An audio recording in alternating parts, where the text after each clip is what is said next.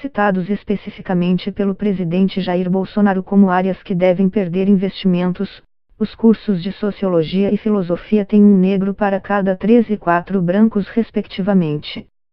Já cursos de Medicina e Veterinária, mencionados pelo presidente como áreas que devem receber recursos por trazerem retornos imediatos à sociedade, têm uma proporção de um negro para cada 16 brancos. Cursos de Engenharia consideradas todas as modalidades possuem, em média, um aluno negro para cada 9 brancos. Em Arquitetura e Urbanismo e em Odontologia, a proporção é de 1 para 12. Para a diretora do Programa de Estudos Brasileiros da Universidade de Oxford, Andresa de Souza Santos, o eventual corte de investimentos em cursos de ciências sociais e humanas traria como efeito de curto prazo um embranquecimento das universidades federais. Uma redução de recursos na área de humanas, sem levar em conta o processo educativo desde a base, nas escolas públicas, terá como efeito elitizar o conhecimento a curto prazo, reduzindo negros e pobres nas universidades, avalia a professora, que dá aulas de política na Universidade de Oxford e tem doutorado em antropologia social. Pouco depois, o Ministério da Educação, MEC, anunciou um contingenciamento geral de 30% nos orçamentos de todas as universidades federais. Não está claro, porém, como seria feito o corte específico nas áreas de humanidades e ciências sociais, já que a Constituição Federal garante autonomia às universidades para gerenciar os recursos repassados pelo governo federal e distribuí-los aos respectivos departamentos. Segundo o professor Paulo Kalman, diretor do Departamento de Ciência Política da Universidade de Brasília, UNB, os repasses do governo federal para cada universidade, atualmente, seguem critérios objetivos que levam em conta, por exemplo, a relação professor-aluno, o tamanho do campus, número de cursos oferecidos, custo de vida do local e o oferecimento ou não de mestrados e doutorados. Por exemplo, uma universidade pode estar desenvolvendo um programa de pesquisa relacionado à dengue e zika, que leve à construção de um novo laboratório e que receba recursos extras por complementar uma política pública do governo de combate a epidemias. Ou um programa do governo na área de agricultura pode justificar repasses em pesquisas nessa área, exemplifica.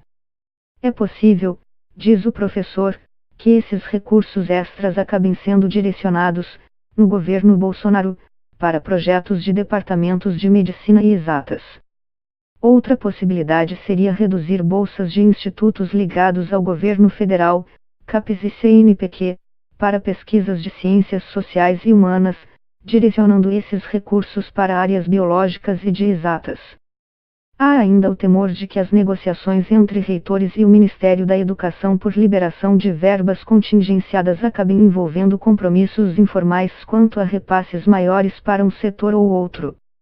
Ainda não tivemos informação sobre como serão os cortes.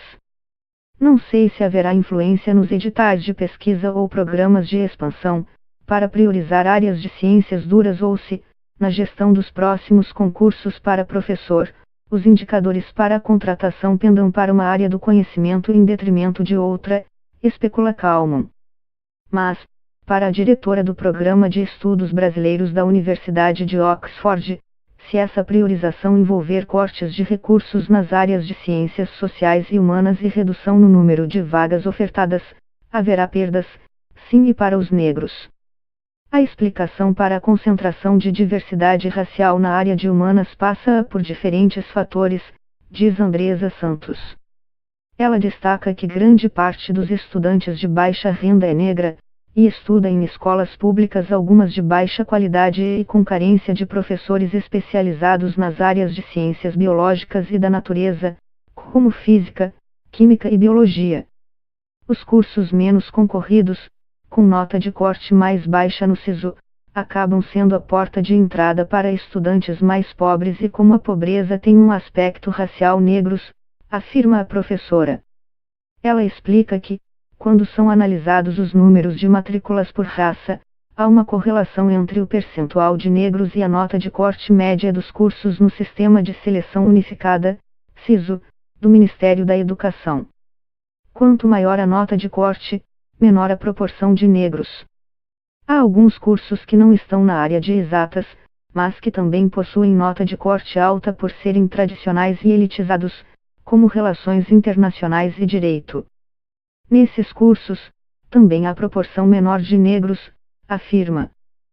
Segundo os dados do Censo Nacional de Ensino Superior 2017, para cada negro no curso de Direito há 7 brancos. No de Relações Internacionais, a proporção é de 1 para 9, equivalente ao de Engenharia. Mas alguns cursos de Exatas e Ciências da Saúde trazem uma dificuldade adicional para alunos de baixa renda. Segundo a professora da Universidade de Oxford, são faculdades que exigem custos mais altos para que o aluno se mantenha ou que demandam muitos anos de estudo antes do exercício da profissão, como medicina. Um aluno que faz arquitetura e urbanismo ou engenharia precisa comprar materiais que, às vezes, são caros. Professores emprestam, mas, para muitas disciplinas, é preciso criar um portfólio e a qualidade do material tem influência, explica. O mesmo ocorre com cursos como medicina, que demandam livros caríssimos e anos de especialização. Portanto, não é só a questão de acesso. Tem também a discussão de como vai ser manutenção da pessoa naquele curso. Por fim, Andresa Santos diz que é possível que alunos de baixa renda também não optem por cursos de exatas e biológicas por falta de exposição a essas áreas do conhecimento nas escolas públicas. Há um déficit de professores especializados de matemática, química, física e biologia nas escolas públicas. Então, o aluno acaba ficando menos exposto a conhecer essas áreas e a selecioná-las no vestibular, diz. Para a professora, se o governo quer ter mais formandos em exatas e medicina sem excluir a população negra e pobre das universidades, é preciso que a mudança comece no ensino médio, para despertar o interesse dos alunos e prepará-los para que consigam acompanhar o ritmo do aprendizado nessas áreas, nas universidades. Não dá para fazer essa mudança só direcionando recursos nas universidades. Se é para estimular essas áreas sem excluir negros e pobres, a mudança precisa ocorrer lá atrás, com mais investimento em matemática e em ciências da natureza nas escolas públicas, para que as pessoas consigam acompanhar esses cursos e ter esses cursos no radar delas. A professora ressalta que, no governo Dilma Rousseff, a política de direcionar bolsas do Ciências Sem Fronteiras para pesquisas nas áreas de ciências da natureza e biológicas também resultou na exclusão de negros e estudantes de baixa renda em geral, que se concentram, predominantemente, em áreas de humanas e ciências sociais. O Censo da Educação Superior de 2014, feito quando o programa estava no auge, mostra que 70% dos beneficiados com bolsas para estudar fora do país eram brancos.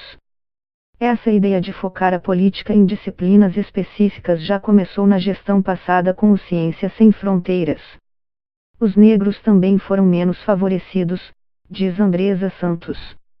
À primeira vista é possível pensar que a realocação de recursos de humanidades para áreas como medicina, matemática, física e engenharia poderia resultar num aumento de vagas nesses cursos, equivalente aos possíveis cortes de vagas nas faculdades de humanas. E, com mais vagas, a concorrência para cursos de ciências biológicas e da natureza seria menor, o que poderia ensejar um acesso maior de estudantes de baixa renda e negros a esses cursos. Mas a diretora do Programa de Estudos Brasileiros de Oxford explica que essas áreas do conhecimento exigem custo elevado por vaga, já que são necessários equipamentos, infraestrutura de pesquisa, material e tecnologia.